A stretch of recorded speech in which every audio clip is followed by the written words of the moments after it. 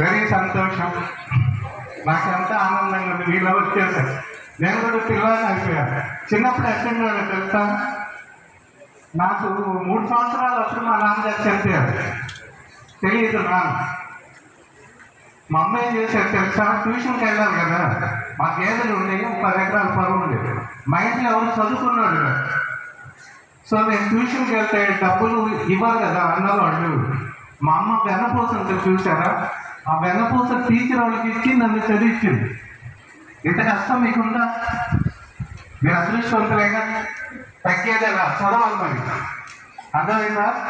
అట్లానే మా ఊళ్ళో 7th వరకే ఉండేది, ఆ తర్వాత ఉండేది కాదు. మరి ఎట్లా? నాకు నాన్నేడు అమ్మేమో బయటికి రాగా. అమ్మకి అప్పుడు 67, అమ్మకి అప్పుడు 67, నేను లాస్ట్ 7 వరకు. అప్పుడు మా అక్క మా బావాళ్ళు నవసాపేటలో ఉంటే నవసాపేటలో చదివించిండు వాళ్ళ దగ్గర. ఇప్పుడు మీ నాన్న మీరు వస్తుంటే డబ్బులు ఇస్తారా? మీ అమ్మ ఇచ్చిద్దా? మాకెవరు ఇవ్వాలి?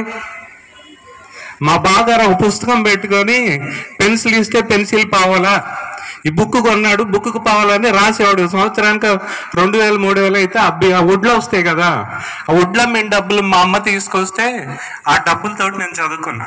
మీకు ఈ కష్టాలు ఉన్నాయా? ఉన్నాయా? లేవు కదా.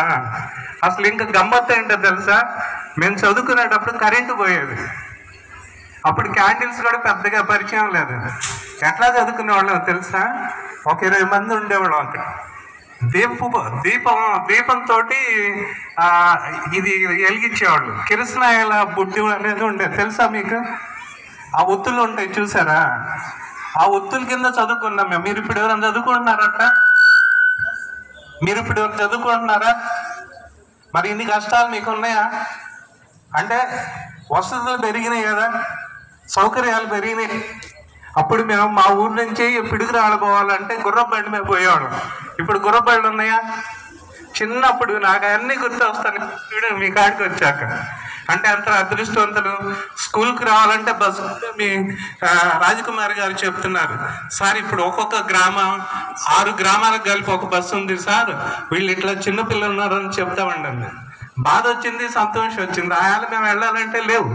మీకు బస్సులు ఉన్నాయా? మీ నాన్నకు బండి ఉందా? అన్నీ ఉన్నాయిగా. అప్పుడు మరి మార్కులు ఎవరు? మీ నాన్నకు మార్కులు రావాలా మీకు రావాలా? ఎవరికి రావాలి? ఎవరికి రావాలి? మీకే కదా, మీకే కదా, మీకే కదా మార్కులు రావాల్సింది. కాబట్టి గట్టిగా చదవండి, బాగా చదవండి. ఒక చిన్న ఎగ్జాంపుల్ ఏంటంటే, ఒక నిమిషం మీరు వెళ్దాం, అందరం వెళ్దాం. ఒక రిక్షాలాగే ఆయన ఒక కలెక్టర్ని వెనకాల కూర్చోబెట్టుకొని ఊరు మొత్తం తిప్పాడు. అందరూ ఆశ్చర్యంగా చూసారు. ఏంటో తెలుసా? ఆ రిక్షాలాగే ఆయన కొడుకు ఈ కలెక్టర్. ఒకసారి క్లాప్స్ కొట్టండి.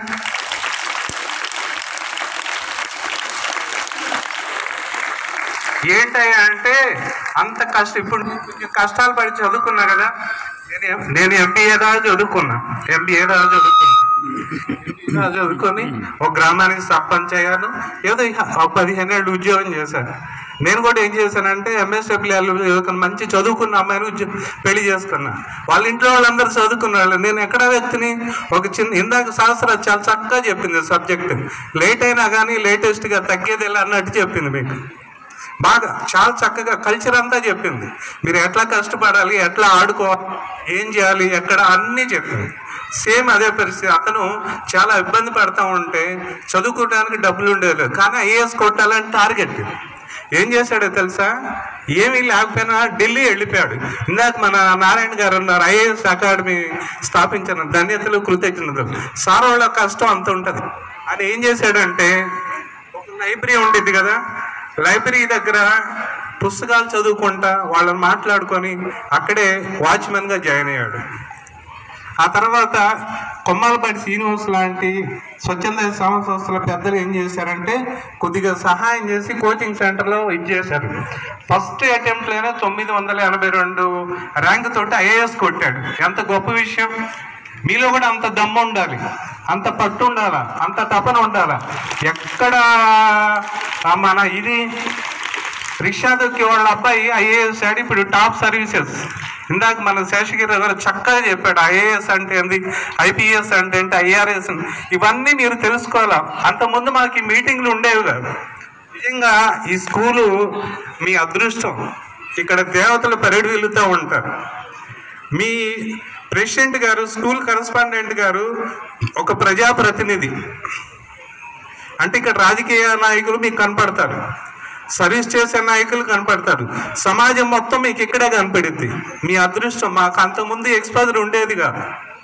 ఒక నాయకుడిగా ఎలా ఎదగాలో కూడా మాకు తెలిసేది కాదు. నాయకులు కావాలంటే కావచ్చు, రాజకీయ నాయకులు కావాలంటే కావచ్చు, సామాజిక సేవకులు కావాలంటే కావచ్చు, ఉద్యోగస్తులు కావాలంటే కావచ్చు. ఆ రిటైర్డ్ ప్రిన్సిపాల్ గారు ఉన్నారు ఇందాక, IAS academy sir, TGPS retired principal గారు. అంటే ఇంతమంది ఎక్స్పోజర్ మీ కళ్ళకు కనపడుతుంది. కాబట్టి మీరు కూడా చక్కగా చదువుకోండి, బాగా కష్టపడండి. మీ తల్లికి, తండ్రికి, గురువుకి మంచి పేరు తీసుకురావాలని కోరుతాను. ఒక నిమిషం అందరు నిలబడండి, చెప్తాను. కాస్త కాళ్ళు ఫ్రీ చేసుకోండి. తగ్గేది ఎలా చెప్పండి గట్టిగా. హలో, తగ్గేది ఎలా? నేను గొప్ప స్టూడెంట్ని. I can do everything. I can achieve anything. I can achieve anything. Nothing is impossible. Nothing is impossible. Everything is possible. Everything is possible. ఇక్కడ బొట్టు కాడి నుంచి గట్టిగా చెప్పాలి. ఇక్కడ గుండెల్లో కాదు, బొట్టు కాడి నుంచి వస్తే గట్టిగా మాట్లాడినట్టు. Everything is possible. గట్టిగా చెయ్యి గాల్లోకి ఎత్తాలి. Everything is possible.